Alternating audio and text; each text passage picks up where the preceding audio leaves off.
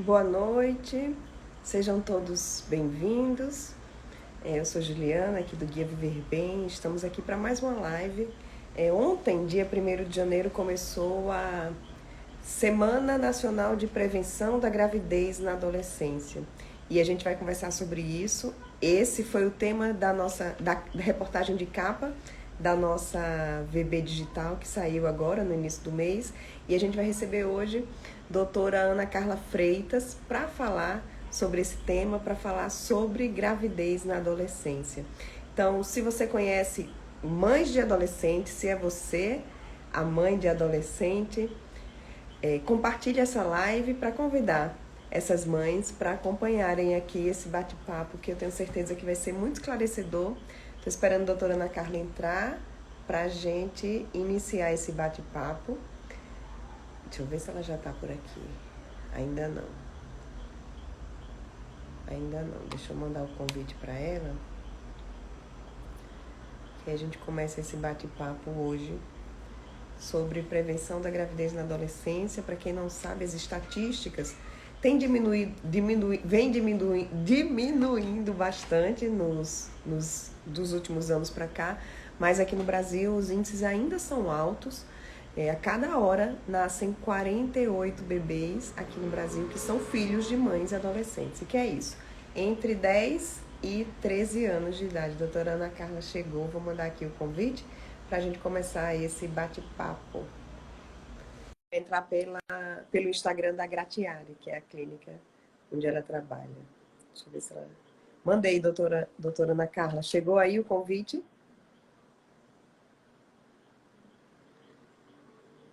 Deixa eu mandar novamente. Chegou. Boa noite. Tudo bom, doutora Ana Carla? Bem-vinda. Tudo bem, Juliana? Muito obrigada pelo convite. Boa noite a todos e todas. Um prazer lhe receber para falar sobre esse tema nessa semana, né, que está todo mundo falando sobre a importância da prevenção da gravidez na adolescência. E você, doutora Ana Carla, que trabalha tanto no setor público quanto no privado. Então, tem essa experiência nas duas realidades, porque é muito diferente, né? A realidade das adolescentes do setor público para o setor privado. Sim, é bem desigual. A realidade torna-se diferente, né? Já que a gravidez na adolescência ela tem um perfil, infelizmente, que é um perfil de paciente que está bem conhecido já.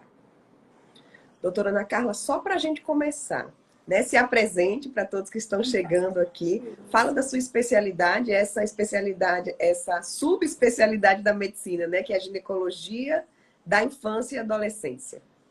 Então, eu me chamo Ana Carla, né? Eu sou professora do Departamento de Toco-Ginecologia da UFRN, sou especialista em ginecologia da obstetrícia e tenho dentro da minha subespecialidade uma área de atuação que chama-se ginecologia da infância e adolescência, né? Então, eu fiz uma pós-graduação em ginecologia da infância e adolescência. Então, tenho essa expertise no atendimento dessas crianças e adolescentes, porque eu começo o atendimento desde a infância até aos 19 anos, quando ela completa a sua adolescência. Doutora Ana Carla, vamos falar sobre essa questão da prevenção, da importância da gente falar sobre isso, porque nas nossas conversas, até mesmo na reportagem da Viver Bem Revista, que você deu aquela entrevista tão esclarecedora, a gente falou que a gravidez na adolescência é um grande problema de saúde pública. Isso. Por quê? Por que esse problema tão grande? O que é que causa para a saúde da mãe, para a saúde do bebê?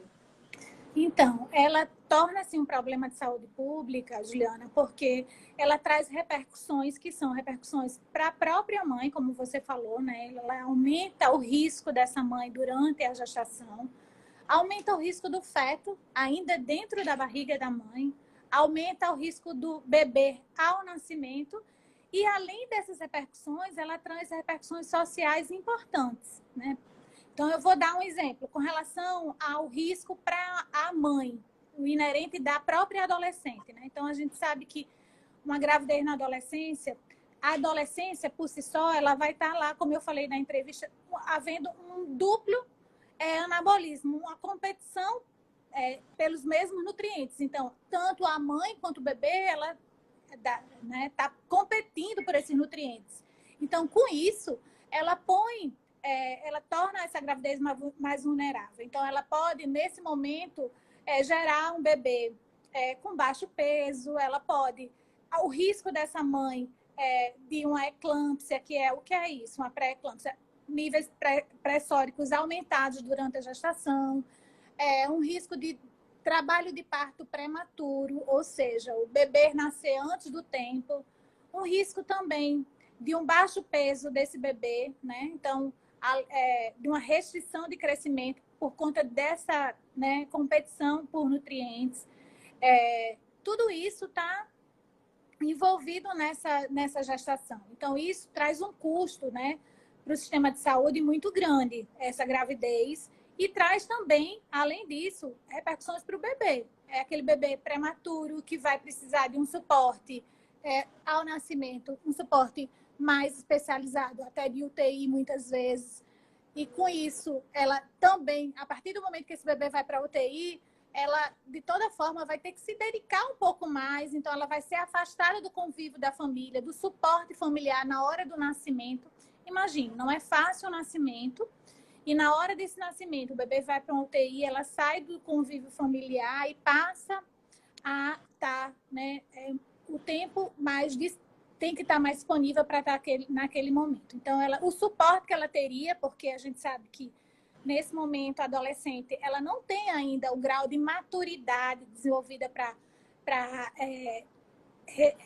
mal ela consegue ter as suas responsabilidades, imagina uma responsabilidade com o bebê, né? Então, a gente sabe que não são todas, mas a grande maioria ainda estão quanto mais jovem, menos desenvolvida vai estar essa adolescente. Então, a gente sabe que isso é um risco.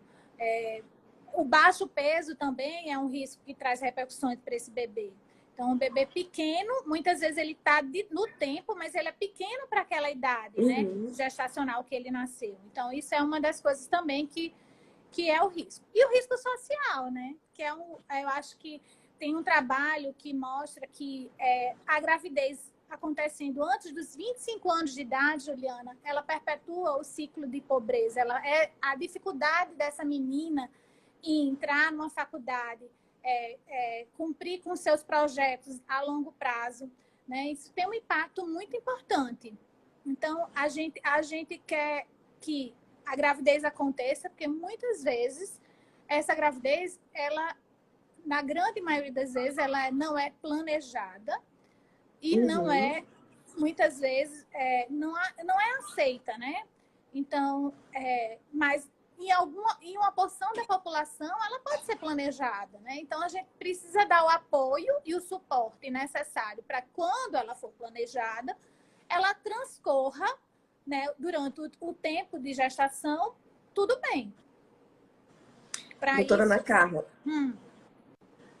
desculpa, lhe atrapalhei. Os índices aqui no Brasil ainda são muito altos, né? A gente até na revista tem a cada hora 48 crianças que nascem são filhos de adolescente aqui no Brasil. O que é que falta para mudar? O que é que está faltando, né? O que é que precisaria para a gente conseguir reduzir essas estatísticas?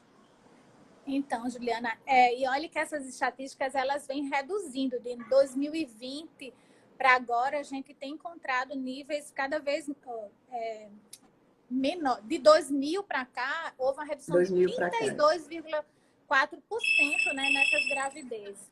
Mas a gente sabe que para que seja efetivo realmente essa diminuição, precisa ter planos governamentais para que reduzam essa gravidez. E qual seria isso, né? Então, eu sempre falo que não só basta, é necessário, não é que não só basta, é muito necessário políticas de planejamento familiar, sexual e reprodutivo, ou seja, o governo criar formas de acesso dessa adolescente às redes para que ela possam chegar e ter o direito de uma boa assistência para poder escolher a hora correta de iniciar a sua atividade sexual, né? E isso com responsabilidade. Então, precisa dessas políticas, precisa de educação. Eu acho que uma das coisas que a gente tem que investir é na educação, né?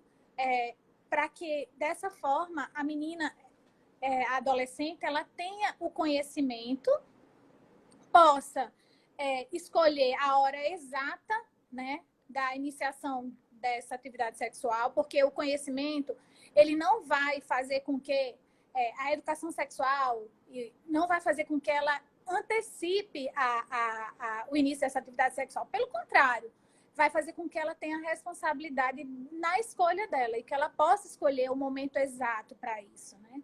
Então, eu acredito que políticas, né, de planejamento de direitos sexuais e reprodutivos é uma coisa que é necessária.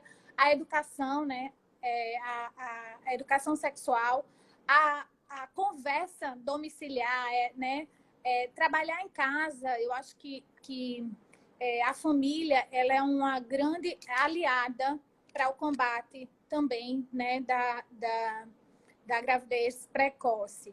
Porque a gente sabe que quando você tem um diálogo aberto e que a família conversa sobre os direitos sexuais, conversa sobre sexualidade, tudo fica mais fácil. A menina, ela termina se empoderando, né? E consegue decidir sobre seu corpo e sobre suas vontades. E aí, uma coisa importante que não só as meninas, né? Eu acho que a gente está falando aqui de uma gravidez. E uma gravidez, ela não acontece só, né, com a menina. Ela acontece com o casal, né? Com o rapaz e a menina, né? E a adolescente. Então, trabalhar também a questão da sexualidade e entre os homens, meninos e adultos jovens, né? Porque, infelizmente, uma relação de adolescente, nem sempre o binômio vai ser um adolescente com adolescente. Principalmente quando essa gravidez acontece antes dos 14 anos, na maioria das vezes a gente tem uma relação já com uma pessoa com a idade mais avançada. Então, trabalhar essa questão os direitos sexuais e o planejamento familiar, né, o planejamento reprodutivo, ele não é só uma responsabilidade da menina, Juliana. Ele é uma responsabilidade, né, do casal, dos dois juntos. Então, o papel da família, aí eu falo que a mãe, ela é uma grande facilitadora nessa relação, tanto na relação com a menina quanto na relação com o menino. Porque a partir do momento que você dá informação, por exemplo, para esse menino, sobre a sexualidade, sobre as formas de prevenção, sobre a necessidade de também se empoderar nessa relação quanto aos efeitos que ela pode trazer, né? Porque quando a gente trabalha com adolescente, a gente não pode dizer que ter relação sexual, que manter relação sexual é uma coisa ruim. Não pode estar atrelado a isso, né? Não pode só estar atrelado à gravidez. A gente sabe que tem outras coisas, tem o prazer, né? Então, que a gente precisa conversar isso com eles e dizer que, de forma responsável, homens e mulheres são responsáveis nesse momento por essa gravidez precoce. Então, eu acho que só resumidamente, políticas públicas, né, de planejamento familiar e reprodutivo, educação nas escolas, em casa, principalmente, né, porque a gente não pode delegar também tudo para as escolas, mas a questão da educação familiar e um diálogo, né, fazer com que ela compreenda realmente, não é só conversar, mas ver se foi compreendido tudo que foi conversado. No caso dos pais, qual a orientação que você daria para os pais? Porque por mais que você falou assim, tem que falar abertamente, tem que conversar com naturalidade, mas a gente sabe que é uma barreira para muitos pais falar sobre isso. Qual é a sua orientação? Como é que os pais eles podem abrir esse diálogo nesse sentido, sem, eu acho que também é uma preocupação. Eu vou falar e eu vou despertar a minha filha ou meu filho para essa iniciação sexual, né? Tem muitos pais que têm esse receio. E não é, levar a informação não quer dizer que você está incentivando isso, né? Isso. Então, isso tem a ver com a criação, né? Tem a ver com que a forma que nós fomos criados, né? Então, eu acho que sempre os pais estão em busca de ser pais melhores, né? Então, a minha evolução, eu acho que a queda dessa gravidez tem a ver também com esse contexto de maturidade dos pais na conversa sobre sexualidade, conversa sobre realmente, efetivamente, a gente tem que sentar e dialogar com nossos filhos, né? E, às vezes, quando a gente não conseguir fazer isso, procurar um especialista para fazer isso, né? Porque, às vezes, a gente passou por tantos bloqueios na nossa vida que a gente não consegue conversar sobre sexualidade. Então, o momento que eu falo para conversar sobre isso é no momento da transformação dessa menina, né? Então, a gente vê que a menina está passando da infância para a adolescência, a gente vê a mudança no corpo dessa menina, né? E essa mudança, a gente também tem outras preocupações para explicar para ela. Então, o diálogo vai começar desde falar para ela se ela tem essa percepção dessa mudança que está acontecendo no corpo dela, e se essa percepção faz com que ela realmente esteja satisfeita com essa transformação.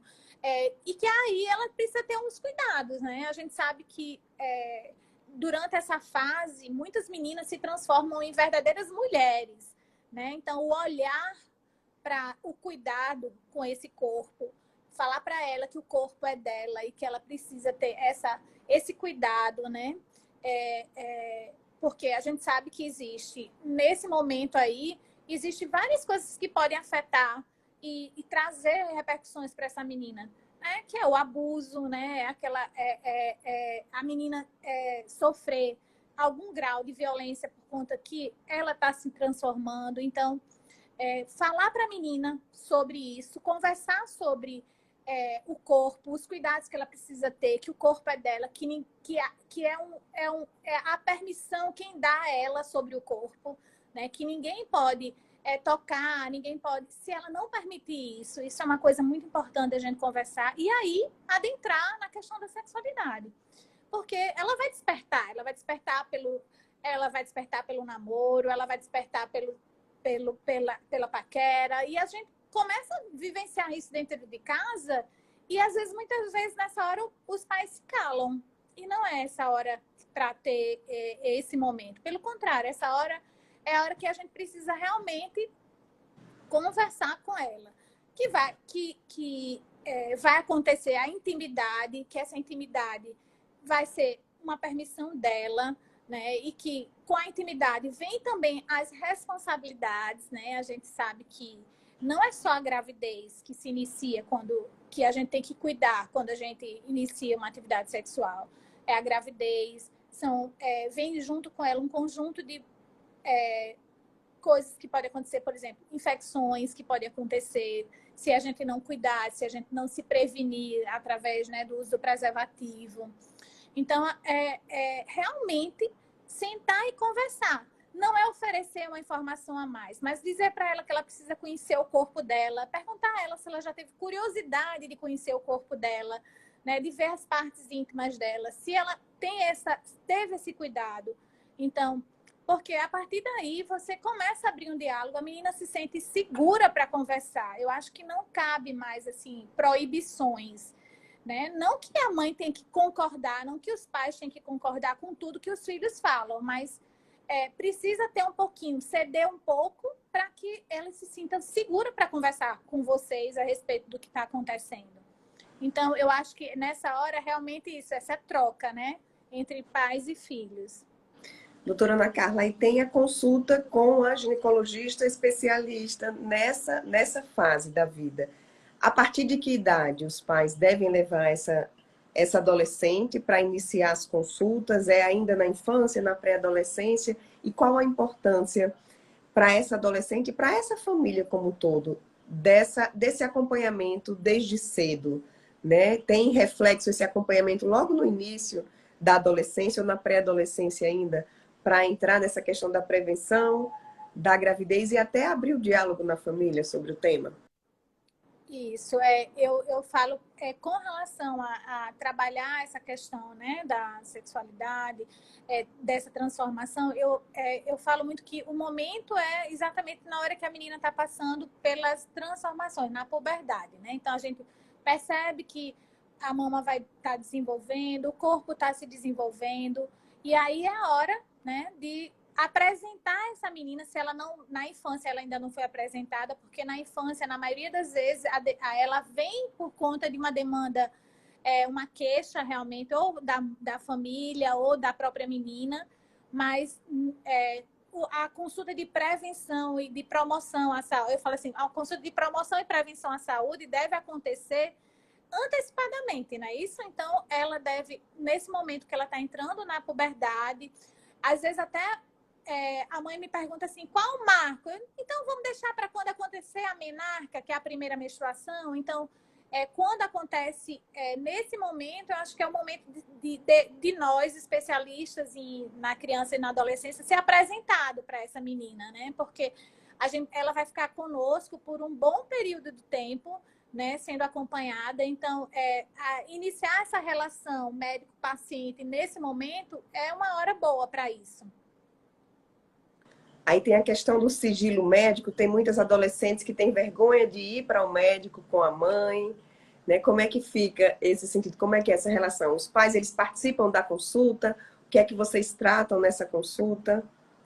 Então, eu sempre falo que a gente vai fazer o acolhimento, né? Se ela vem acompanhada da mãe, a gente vai fazer, às vezes é o próprio pai que traz uma avó, né? Nem sempre é a mãe, mas às vezes o acompanhante é a avó, é o pai. Então, a gente vai fazer esse acolhimento. A gente vai fazer o acolhimento na consulta com o pai, com a mãe, e a gente vai fazer com que aconteça um momento que às vezes até a própria mãe olha para mim e faz, doutora Ana Carla, eu vou sair que eu vou deixar vocês mais à vontade. Isso é tão bacana, isso é tão legítimo, dar autonomia para sua filha desse momento, né? Então, eu sempre falo que o sigilo médico ele vai ser sempre respeitado, né? A consulta vai acontecer de uma forma onde a paciente ela vai ter autonomia para isso. A gente está trabalhando com adolescente. A gente vai explicar para ela o quão bom seria ela conversar com seus pais sobre todo o processo que ela está passando. Então, eu sempre procuro incentivar que essa menina converse com o pai, com os pais, dialogue com ele, mostre para ele a importância dele ser inserido dentro do contexto no qual ela está vivenciando, até para que ela tenha esse suporte nesse momento. E também falo para o alerta para os pais que existe um momento que ela não precisa vir mais acompanhada, que ele pode ficar tranquilo que eu vou acolher, que eu vou receber e vou cuidar, né? Porque a partir do momento que os pais ficam seguros, a relação entre a médica e a paciente, entre a médica e a família, ela vai ser firmada, né? Então, vai ficar tranquilo, todo mundo vai ficar bem e o sigilo vai ser respeitado. Doutora Ana Carla, eu abri a caixinha de perguntas desde ontem, né? Algumas pessoas mandaram perguntas e eu quero até, já a gente passa para essa parte das perguntas, para responder as perguntas. Quem tiver aqui na live, tiver dúvida, quiser fazer alguma pergunta, pode utilizar essa caixinha, essa interrogação e mandar a sua dúvida, que aí a gente vai fazer já um momento de tira dúvidas com a doutora Ana Carla, que esse tema ainda gera muitas dúvidas, né? Doutora Ana Carla, tem o acompanhamento, né? Você falou da importância também dos adolescentes, dos meninos serem conscientizados. A menina vai para a ginecologista. Os meninos têm esse hábito de ir para o urologista, também é importante isso. Como levar essa orientação também nessa questão da saúde para eles? Então, né? Eu sempre falo que os meninos estão um pouco desprotegidos, né? O adolescente, ele é acompanhado com um pediatra, né? Que tem um especialista na adolescência também, mas não tem eu não vejo acontecer isso de uma forma de ir para esse cuidado com a sexualidade, para esse cuidado com os direitos, né? Para a promoção de saúde. Eu sinto falta disso, né? Eu sinto falta. E aí o papel da família nessa abordagem com esse menino, porque a fase da vida onde menos o ciclo de doença acontece é a adolescência, Juliana. Então, muitas vezes, ele não vai porque ele não adoece, né? Então, assim, a criança adoece muito, o idoso adoece muito, mas o adolescente adoece pouco, né?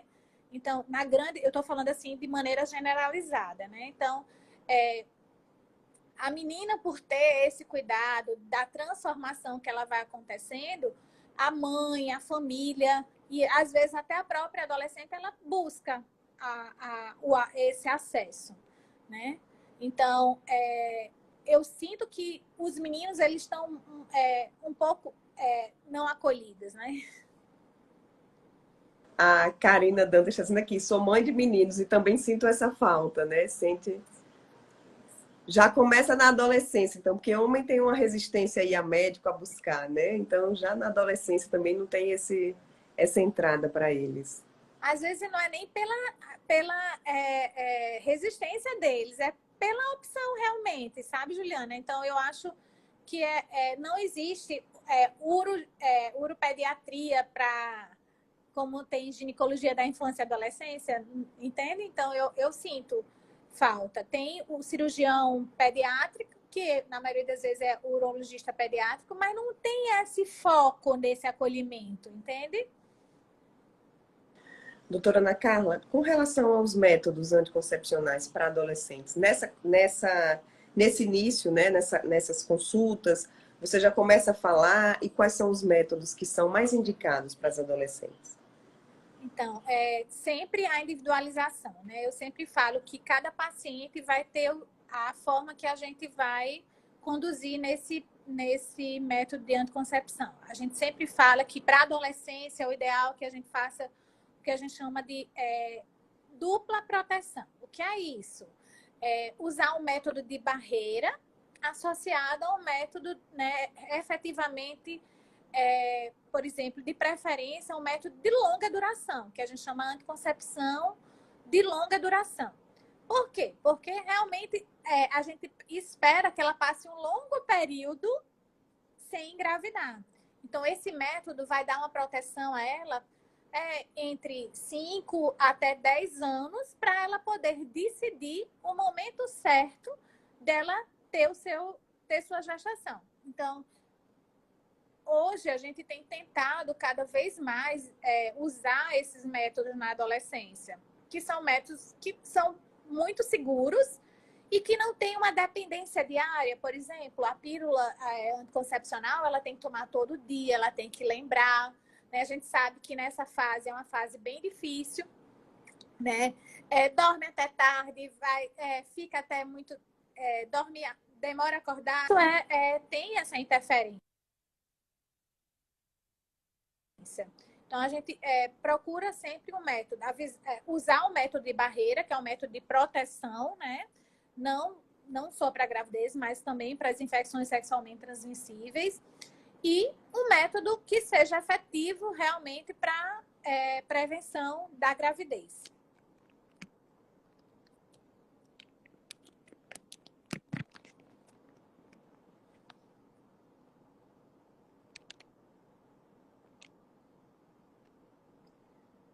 Juliana, não estou lhe ouvindo. Tá ouvindo agora? Agora estou. Pronto. Aproveitando essa deixa aí do anticoncepcional, uma das perguntas que a gente recebeu foi exatamente querendo saber se a menina que usa anticoncepcional, se ela precisa utilizar o preservativo. A gente não está falando só de gravidez, né, doutora Ana Carla? Sim, a menina que usa anticoncepcional, ela precisa usar o preservativo, né? O preservativo é a forma de proteção, né?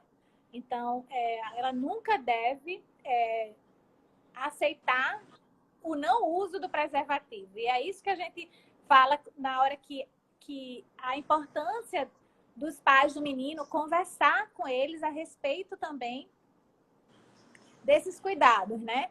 Então, a orientação que é dada para o menino é o uso do preservativo em todas as relações, né? Mesmo nos namoros duradouros, porque você sabe que tem a ilusão de quando o namoro começa a ficar mais duradouro, o prêmio eu vou usar assim porque é assim que eles falam, né? Assim, é deixar de usar o preservativo. E não é bem assim. Pelo contrário, quem ama protege. Então, se você tem um namoro duradouro, a sua tendência é que você mantenha os mesmos cuidados que você antes estava tendo. Então, manter o uso do preservativo é muito importante. Outra pergunta. Vou passar para as perguntas, tá, doutora Ana Carla, para dar tempo da gente fazer todas. A partir de que idade o corpo da menina está pronto para uma relação sexual? Então, assim, uma idade... Aqui ela acho que não está falando nem da gravidez, né? Está falando Isso, da relação sexual. Então, assim, uma idade... não existe, assim, uma idade, né? Para iniciar. Porque, primeiro, não é só o corpo. É o corpo, a mente, né? Tem todo um contexto que a gente precisa saber para dizer assim, realmente essa é uma idade que ela está pronta para essa atividade. Mas o tempo, eu sempre falo, quem vai dizer é a própria menina, né? Eu não gosto de dizer assim, não existe essa idade. Obviamente que o ideal é que quanto mais maduro esse corpo, ou seja, ela termina o desenvolvimento puberal por volta, que aí eu acho que talvez seja a pergunta mais ou menos que deve estar sendo feita, pensando assim, no momento que ela termina esse desenvolvimento puberal, que a menina termina por volta de 16 anos de idade. 16 anos? Ela termina, ela finaliza o desenvolvimento puberal. Então, ela já está toda formada, na grande maioria das vezes, aos 16 anos de idade.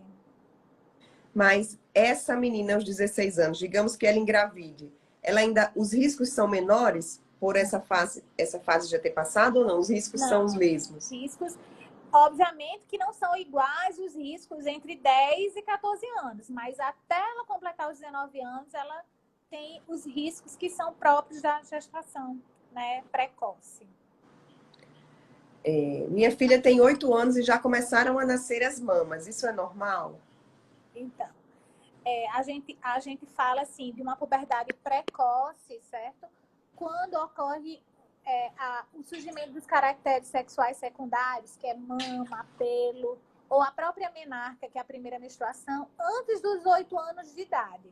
Então, assim, pontualmente, aos 8 anos de idade, nascer... Hoje, em algumas meninas, a gente vê que essa maturidade está acontecendo antes do tempo, assim, se antecipando um pouco mais.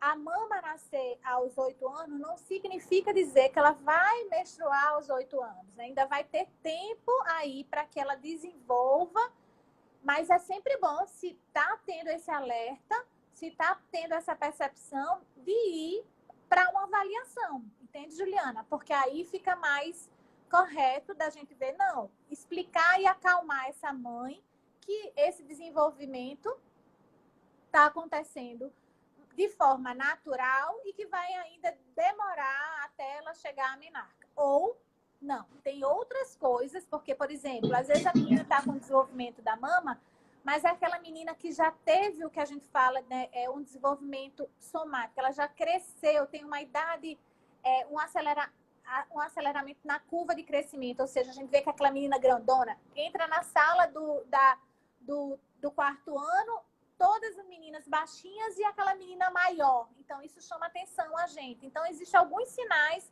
que chamam atenção para a gente para uma puberdade precoce, ou seja, uma velocidade de crescimento aumentada, é um odor axilar numa menina de 8 anos de idade que não era para ter ainda, é a presença do pelinho pubiano nascendo antes, ou das mamas nascendo antes. Então, esse é um alerta que aí a mãe precisa levar essa menina para uma avaliação. Certo. Deixa eu ver passar aqui. Qual o melhor anticoncepcional para adolescentes? Eu já vou juntar as duas. Você já até respondeu. Tem que adolescente pode usar DIU? Pode sim. Então, o DIU é um dispositivo que a gente fala, né, uma anticoncepção de longa duração. Então, ele é um método aplicável à adolescência. Antes, a gente tinha um tabu, né, que não inseria dispositivos DIUs em pessoas que não tinham tido ainda gestações. Hoje, a gente sabe que não existe nenhuma contraindicação. A gente pode fazer isso, a gente vai escolher o DIU apropriado para a cavidade uterina, porque hoje a gente tem tamanhos de DIUs diferentes, tem DIUs com medicamento, sem medicamento. Então, a gente vai sentar e conversar qual seria o melhor método para ela usar. Tem também o implante, né, que é o uso de um anticoncepcional subcutâneo, que tem duração de 3 anos, que dá uma garantia nessa menina aí 3 anos tranquila, sem ter que se preocupar com o uso diário do método. Então, eu sempre falo que a gente, como ginecologista, a gente tem que dar as opções, lembrando sempre que a opção sempre acompanhada do preservativo, né, do condom, mas a gente sempre tem que dar opções para que ela também possa escolher, né? Aí passa também pela autonomia. Uhum. Deixa eu ver mais um aqui, doutora Ana Carla. Quando devo começar a falar sobre prevenção de gravidez com minhas filhas? Então, quando ela despertar, quando ela perceber, né, durante a conversa, que tem uma tendência a se iniciar a atividade sexual. Então, nesse momento é super importante. Então, com o início da atividade sexual, a gente já tem que conversar a respeito de gravidez na adolescência. Conversar sobre os projetos. Eu acho que não tratar a gravidez como uma coisa assim que não é merecida, assim, que não tem que acontecer, certo? Mas trabalhar nos projetos. Eu sempre falo que a gente que trabalha com adolescência, a gente tem que conversar com a adolescente e perguntar a ela: qual é o seu projeto? Qual é o seu projeto de vida? O que é que você busca para você? E firmar, conversar realmente, mostrar que existem outras opções que não só a gestação, e que a gestação pode ser uma escolha dela mais à frente, quando ela tiver uma escolha profissional, quando ela tiver autonomia para se manter, para manter esse bebê, né? Então, eu acho que tudo isso precisa ser conversado. Eu digo que a consulta da ginecologia, ela não é uma consulta focada só na questão, né? Tem que ter orientações que vão muito mais além do que só a questão da sexualidade e os direitos reprodutivos. Avança quando a gente trabalha com a questão da nutrição, quando a gente conversa a respeito da importância de uma boa alimentação. Avança quando a gente conversa a respeito dos direitos dela, das escolhas dela, né? E os projetos de vida dela. Então, e aí tem um papel social importante, né? Porque se a gente não trabalhar isso, a gente não vai conseguir fazer com que essa menina se desenvolva e perpetue esse ciclo, né? Que ela está inserida. Eu queria contar para minha mãe sobre a minha vida sexual, mas ela vai me proibir de sair. É uma coisa muito comum isso. Então, isso é um medo, né? Isso é um medo que acontece muito frequente com as adolescentes. E aí eu digo muito que essa insegurança de falar à mãe a respeito disso é por conta dessa relação, que é uma relação que eu falo que às vezes é desigual. A gente precisa ela sentar, essa menina precisa sentar com essa mãe e mostrar o quanto ela já entende a respeito do assunto, né? E às vezes elas hoje, a velocidade da informação, Juliana, é muito grande. Então, às vezes a mãe não conversa sobre assuntos de sexualidade, mas a informação vem ou errônea ou de forma até às vezes distorcida, porque ela vai na internet, ela tem essa informação, né? Ela tem informação compartilhada com os amigos, com as amigas. E aí ela precisa ter segurança que essa informação é correta, né? E que esse conhecimento ele vai produzir segurança para ela. Então, você que nesse momento está com essa dúvida, se conta não para sua mãe, sente, converse, explique para ela o que é que está acontecendo com você, o que é que você está vivenciando e insira ela nesse momento.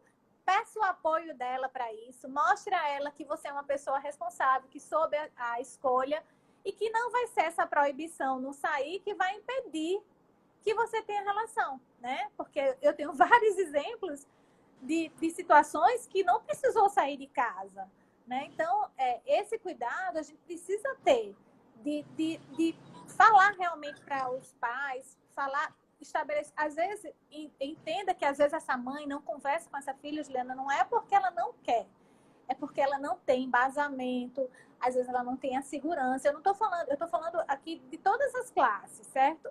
Porque às vezes essa segurança ela falta pelas vivências que ela teve, né? Ó, chegou uma pergunta aqui de uma mãe. Doutora Ana Carla, o que é que você acha das mães que deixam as filhas terem relação sexual em casa? É mais seguro isso? Eu acredito que se a família...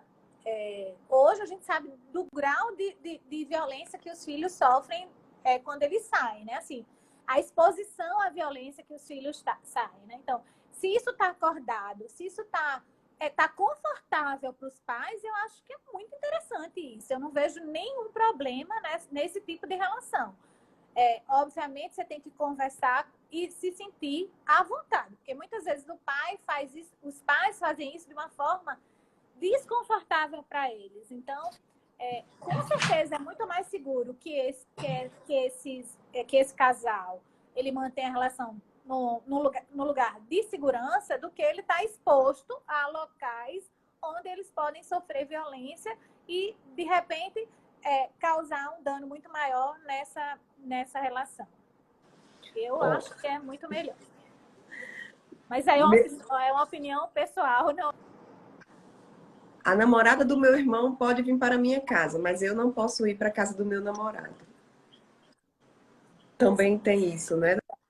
Sim, porque na realidade isso aí é o que nós vivemos, né? Então as diferenças com relação à sexualidade, ela passa também pelas questões de gênero, né? Então igual, eu falo sempre que isso aí trata-se exatamente da mesma questão de quem lava a louça em casa. Porque em casa só a menina lava a louça. Tem um casal, filho e a menina que lava a louça. Então, a igualdade de gênero passa exatamente por conta disso. A gente precisa empoderar a menina e os meninos também, para que essa igualdade, essa desigualdade diminua. E essa fala, ela está exatamente falando do que a gente vem vivenciando há séculos, né? Então, é permitido para o menino... E aí eu vou falar de outras questões também, Juliana, com relação à sexualidade. O menino fica trancado no banheiro, a gente sabe que ele está na fase da adolescência, no qual ele vai estar lá se masturbando, né, tendo o seu momento de intimidade, mas a menina ela não pode fazer isso, ela é privada disso. Muitas vezes ela passa por momentos que ela tem que e que isso é proibido, que isso é sujo, que isso não põe a mão nos seus órgãos porque vai dar uma infecção. Então, é isso. O momento da relação ela tem que ser igual para todo mundo. Se as permissões acontecem para o menino, precisa acontecer para a menina.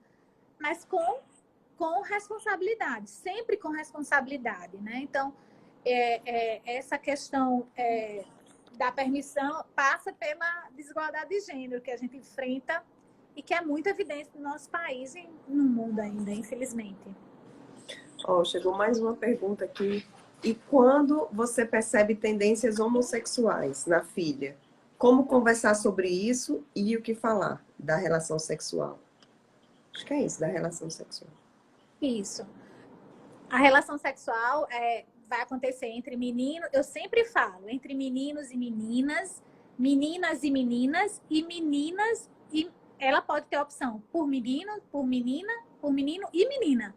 Então, eu acho que quando a gente conversa sobre isso com os filhos, quando a gente abre esse diálogo com relação à sexualidade, a gente deixa os filhos da gente mais à vontade para conversar sobre isso. Quanto sofrimento fica numa criança, num adolescente que está vivenciando a homossexualidade porque não pode conversar com seus pais a respeito disso.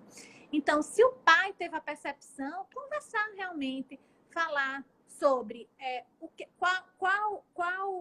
como ele se identifica, qual o desejo dele ou dela com relação a isso, para acalmar e transformar isso numa realidade sem problemas, né? Eu acho que é isso que a gente precisa dar opção e acolher os nossos filhos com a sexualidade que eles escolheram para eles. Ó, aqui é um relato, já acho que já de mais tempo. Quando eu engravidei na adolescência, fui expulsa de casa, mas hoje agradeço por isso. Mas é um Essa, momento difícil, né? A gravidez já é um momento difícil. e E não muitas contar com vezes, esse apoio, muitas vezes acontece exatamente isso que é vivenciado. E aí, algumas vezes, quem acolhe essa adolescente vai ser a mãe do companheiro, né? E ela vai vivenciar uma outra realidade. Então, isso é o meu dia a dia. Eu consigo enxergar essa fala em várias pacientes minhas, né? Eu consigo enxergar isso de uma forma que muitas vezes traz um dano maior ainda para essa gestação, porque às vezes a adolescente ela vai se reinventar, vai mostrar o quanto ela, né, ela tem autonomia, mas não é a maioria das vezes isso, Juliana. Na maioria das vezes ela vai ter uma vida muito mais submissa, muito mais dependente dessa relação, porque às vezes essa relação ela acontece, como eu falei para vocês, com uma pessoa com a maturidade maior do que a dela. E aí vai essa relação de desigualdade, além de gênero com relação a suporte financeiro e social, vai fazer com que ela fique mais ainda sofrida e mais a relação, essa gravidez seja mais prejudicial para ela socialmente. meu filho de 22 anos engravidou a namorada de 17. Eu me sinto responsável por acolher esta mãe. Isso. Isso. E eu acho que nesse momento é o direito de escolha também, que eu sempre gosto de falar, assim, os pais precisam entender quando acontece uma gravidez na adolescência, essa menina, ela precisa ter autonomia para ela escolher, né? Porque aí acontece muitas vezes associado a uma gravidez precoce, um casamento precoce. Um casamento que já nasce, já está meio que encarregado de não dar certo, né? Porque às vezes o tempo de relação que acontece, de convivência entre essa menina e esse rapaz, é um tempo mínimo. Às vezes, muitas vezes, é numa primeira relação, Juliana, é numa relação subsequente. Então, o acolhimento dos pais passa pela pergunta, eu acho, que deve ser sempre feita. Você se sente segura para um casamento além de uma gravidez? Porque a família que acolhe, às vezes, não que a relação não continue, certo? Não estou falando que a gravidez não vai fazer essa relação continuar, mas que ela possa ser acolhida e ela tem o direito também dessa escolha, né? Ainda não iniciei minha vida sexual, mas já devo tomar anticoncepcional? E aí, só se eu sempre falo, o anticoncepcional para a prevenção, né, da gravidez, ele deve ser iniciado um pouco antes do início da atividade sexual, para você se sentir segura que o método, você está adaptada ao método, que o método está dando certo para você. Então, quando eu pensar em iniciar uma atividade sexual, eu vou procurar uma consulta ginecológica, eu vou para especialista. E aí eu vou conversar sobre o meu desejo de iniciar atividade sexual e sim começar a usar. E não iniciar a atividade sexual e depois iniciar o uso do anticoncepcional. Então, sempre vai ser antes, mas quando eu tiver o pensamento que eu vou iniciar. E aí entra essa questão do acompanhamento desde cedo, né? Com a ginecologista. Isso. Então, é nessa hora que eu falo que é importante procurar o ginecologista, se familiarizar com essa consulta, com esses cuidados, né? A gente sabe que a menina ela precisa ter... são vários cuidados que precisam acontecer na adolescência, né? Então, ver se o desenvolvimento dela está todo normal, ver a questão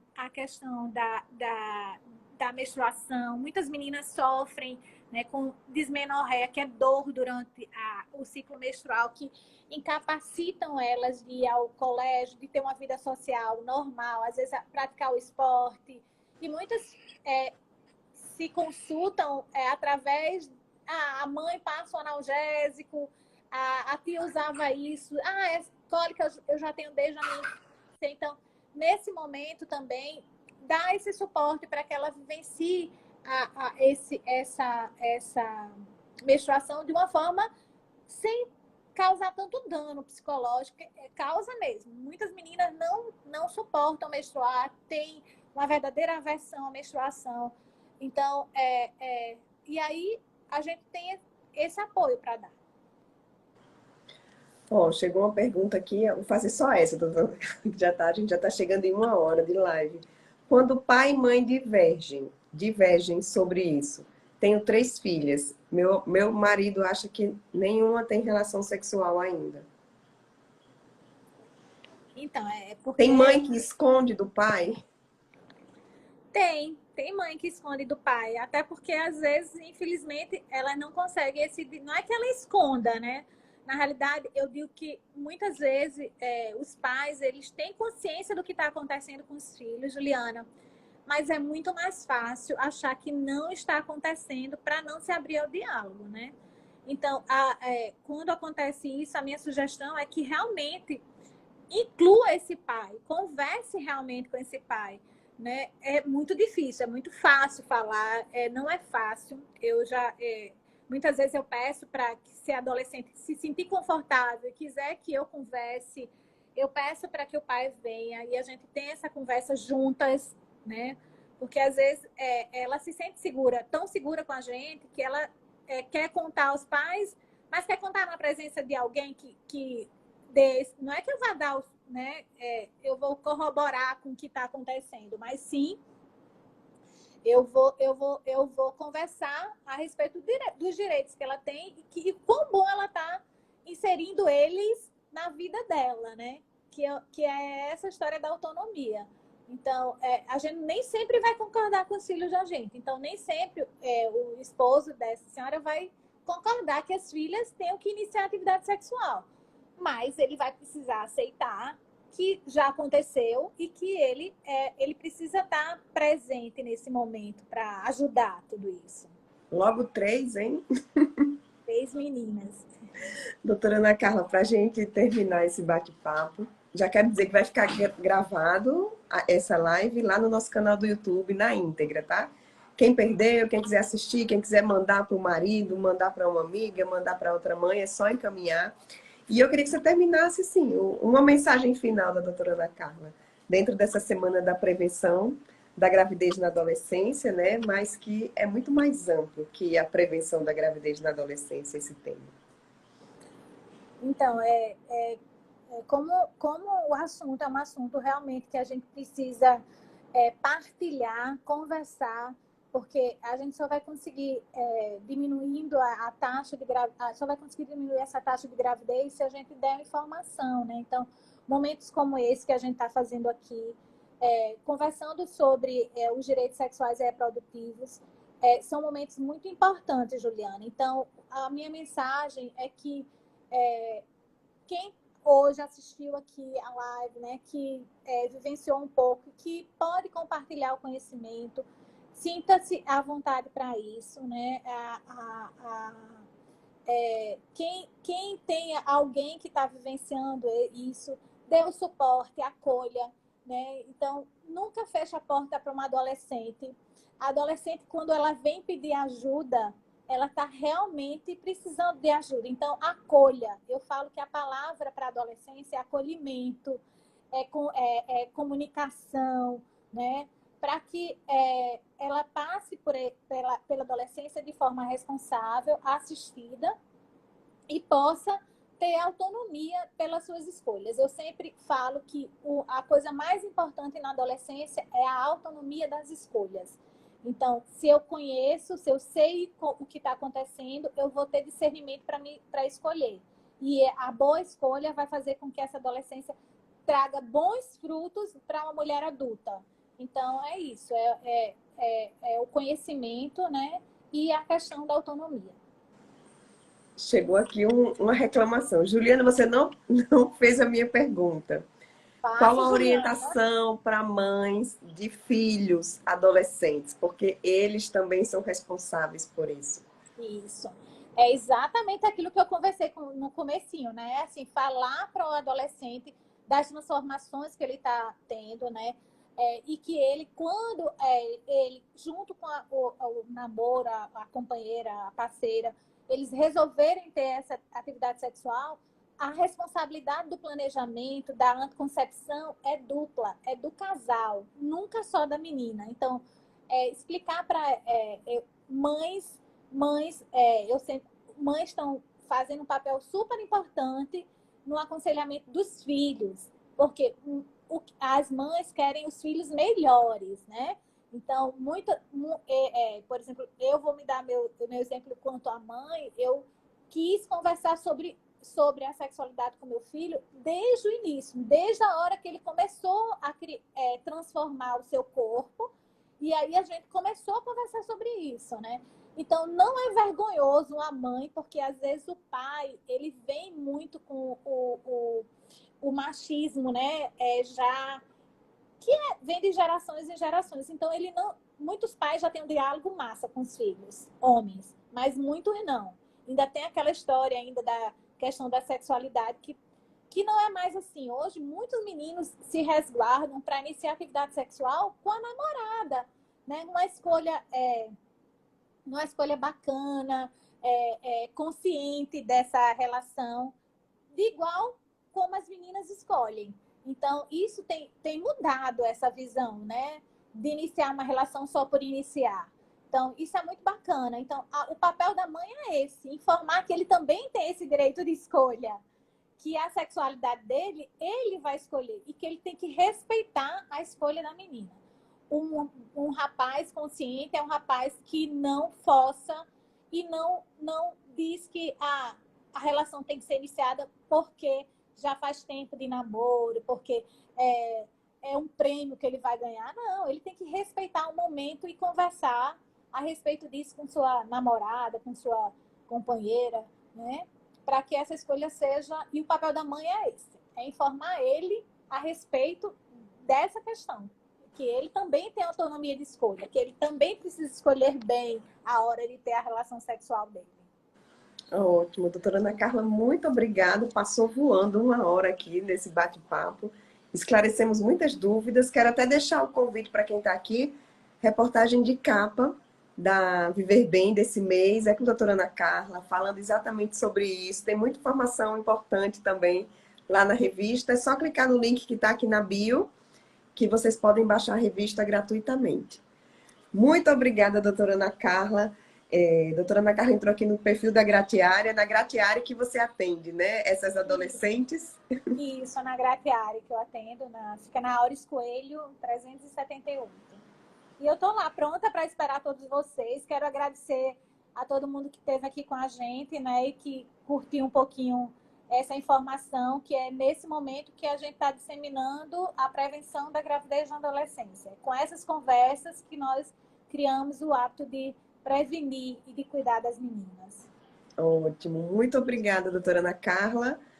Muito obrigada a todos que participaram. Lembrando que ela vai ficar salva lá no nosso canal do YouTube. Já já coloco o link aqui nos stories para vocês compartilharem com outras mães, com outros pais e com outras adolescentes também. Boa noite, doutora Ana Carla. Boa noite, obrigada a todos. Obrigada a você.